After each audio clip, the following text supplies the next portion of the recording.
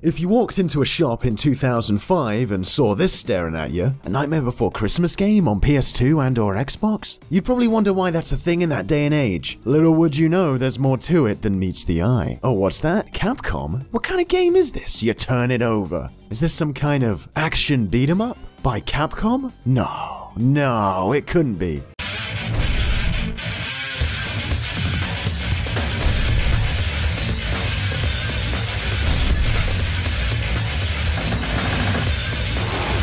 So for some reason, in the mid-2000s, Capcom got hold of the Nightmare Before Christmas license and decided to make a Devil May Cry style beat-em-up, with an original new story about Oogie Boogie trying to take over Halloween Town that takes place after the movie, The Mad Men. We got combos, we got spooky scary style counting, and we got taunts, all wrapped up in a semi-open world with mission-based structure and gameplay that awards you with upgrade points based on your performance. Nightmare Before Christmas Devil May Cry. I've been meaning to play this one for a while, and when I finally did, I was kind of in amazement. Not like the game is incredible or anything, but is that the dodgy grappling feature from DMC4? Is that the cartwheel dodge from Bayonetta that triggers an alternate animation at the end of a few presses to stop it being spammed? When did this come out? September 2005? But that was like years before these two juggernauts. Did they pilfer from Nightmare Before Christmas? The protagonist Jack's main weapon is this grabby hand thing that slams enemies into the ground and grabs them from far away. Ah, geez, don't tell me. What else is ripping off Nightmare Before Christmas?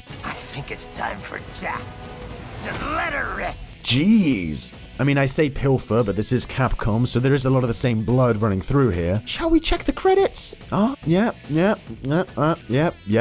I see. I mean, I say 2005, but apparently the game came out in Japan a whole year earlier, which means it technically even predates Devil May Cry 3. Is this the true Devil May Cry 2? I wonder how that release date conversation went down. Hey, we're launching Nightmare Before Christmas on the 20th of October, just before Halloween. It's great! Yo man, I don't think we have time to localize it for the West before the 31st. We don't even have 2 weeks.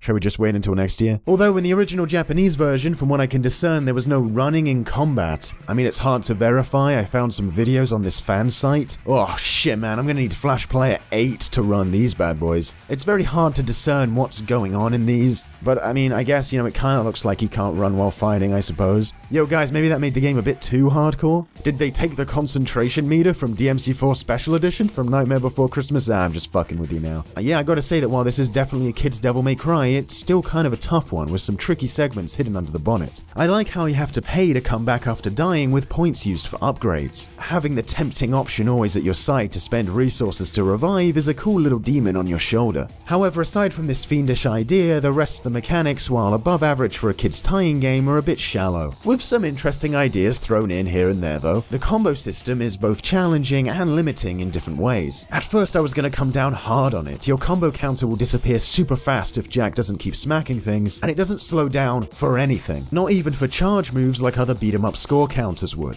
making these charged attacks antithetical to the scoring system. You just can't charge up a special attack in time before the counter resets. But then I started implementing taunts, which at the cost of infuriating the enemies and powering them up, like Bayonetta again, give you a full charge. So while taunting, it is possible to keep a combo going and charge up your whip thing without dropping hits, which was fun to experiment with for a while. Unfortunately, other later moves like the Santa Bombs are just a bit too cumbersome to use in this system. The counter also doesn't deplete or penalize for using the same move over and over, so yeah, you can just hit square and get to Pumpkin King ranks with not much difficulty. The system still leaves a lot to be desired. Thankfully, versatile whip weapons are a good time in most games, and here they are too. It's satisfying to knock a big weapon out of an enemy's hands and pummel them with it, or pick up one foe and throw it at another. This made the lock, shock and barrel fights pretty fun, just throwing skeletons at little kids. Unfortunately, while the base attacks are fun, Nightmare Before Christmas really fails to build on them as you progress through the game. You get a few attacks via transformations into Pumpkin Jack and Santa Jack, but aside from that, all you can really unlock is slightly upgraded strength boosts. And we all know that kind of thing was thrown out the window in DMC4 and Bayonetta, because it doesn't really affect how well you play the game, just gives you a shallow advantage instead of expanding your attack tactics or the mechanics on offer, yeah, we've all done this dance before. It means the game gets pretty repetitive after a while. One of the unfortunate side effects of lifting the DMC formula is that there's also a bit of bumming around, picking up items and taking them places.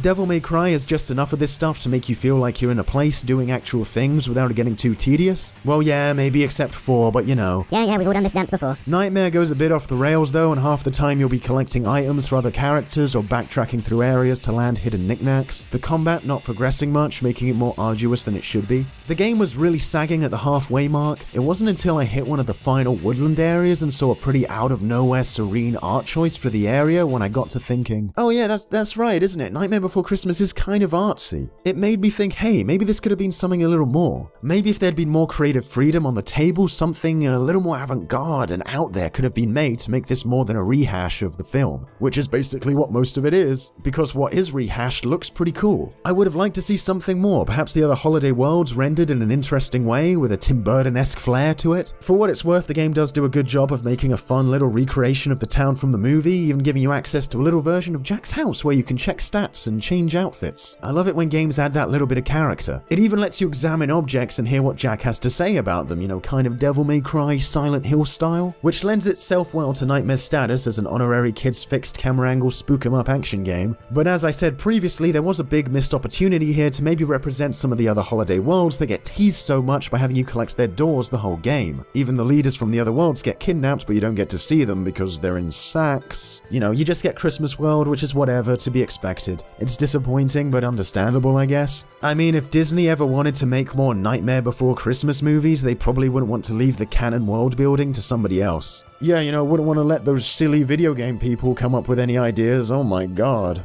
Did I mention there are rhythm-based sequences in the boss battles? You know, you probably don't care. Who am I kidding? I've wanted to cover this game for years and you're probably already like, oh yeah, okay Charlie, that was nice, but where's the video covering Ninja Gaiden, you hack? The music in this game is commendable because it includes most of the classic songs from the movie. A lot of songs play in the boss battles to give them a bit of a musical fight kind of vibe. You want to guess what the main battle theme is?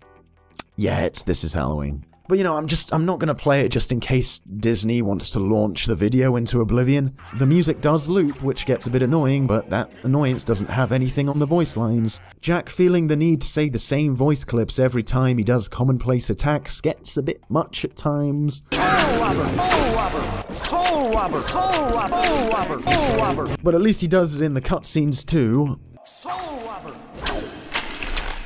So, you know, points for consistency, I don't know. So can I recommend this game? It's hard to say because it really is Devil May Cry but for kids. Yet have that many kids seen Nightmare Before Christmas nowadays, or even back when the game came out, now that the audience has shifted? Well, if you're a DMC fan and also happen to be a Nightmare Before Christmas fan, or just really starved for action games of this kind, I say it might be worth a whirl. But there's only so much juice to be squeezed out of this pumpkin. We've come a long way since this game. More than as a great game, it stands more as an interesting point in 3D beat-em-up history that I had no idea existed.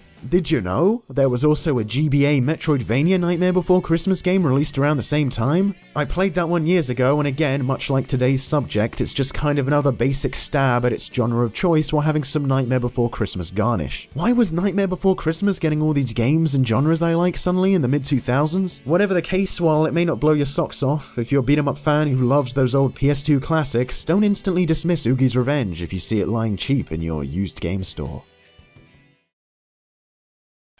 Guess I should have called this review Nightmare After Christmas, am I right? I bet you're wondering why there was no video uploaded on Christmas like usual, and that's because, hey, actually there was, just not on this channel. On Christmas, I uploaded a review of the latest JoJo's Bizarre Adventure anime, and this video you're watching now, you know, slipped a tiny bit. So please go check that out if you're so inclined. The only way to get more banging anime content on that channel is to get more subscribers over there. Yeah, boy. Jesus. But seriously, have a great new year, guys. See you next time.